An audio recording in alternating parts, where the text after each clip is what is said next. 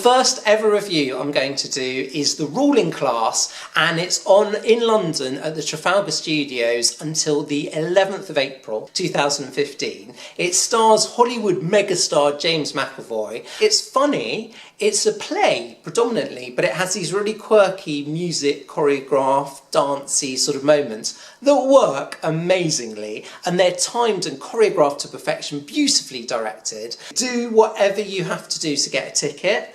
It's a real theatrical experience. London is such a hard place to live. When you go to work, you're on the tube and you've got your head in somebody else's armpit and it's not ideal.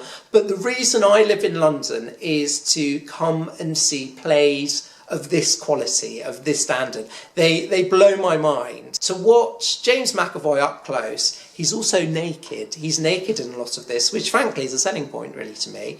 And yeah, it's fine. He's actually, at one point, he's on a unicycle in his Y-fronts, which is a treat for us all, really. But yeah, what an incredible artist. And, you know, these Hollywood actors, they've obviously got something, as my grandma probably used to say, and they don't get paid millions to do films for nothing. When he's on stage, you cannot take your eyes off him. He plays somebody who inherits lots of money and a big old stately home.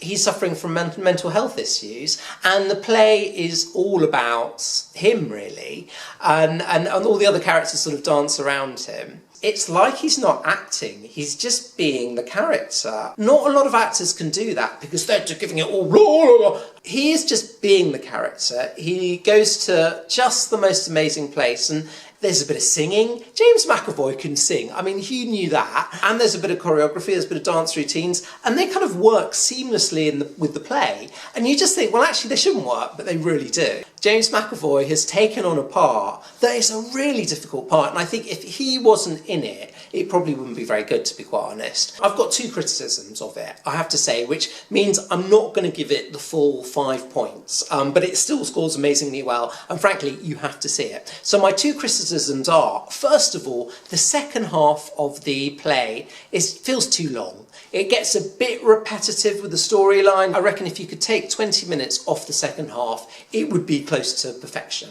One of the cast members, who's Catherine Drysdale, is just not as good. She's not as experienced, perhaps, as the other cast members.